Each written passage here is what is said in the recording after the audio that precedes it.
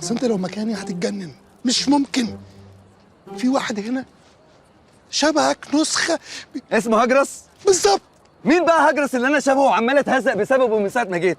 انا من ساعه ما دخلت والناس عماله تقول لي اصفخس على الرجاله اللي حلقت شنبها، ناس تانية تقول لي فين الفلوس اللي عليك يا هجرس، وفي واحد ايه بس اهدى يا استاذ، قال لك ايه؟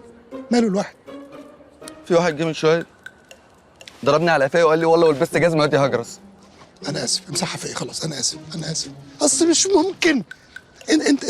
انت نسخه منه ونسخه برضو من ممثل.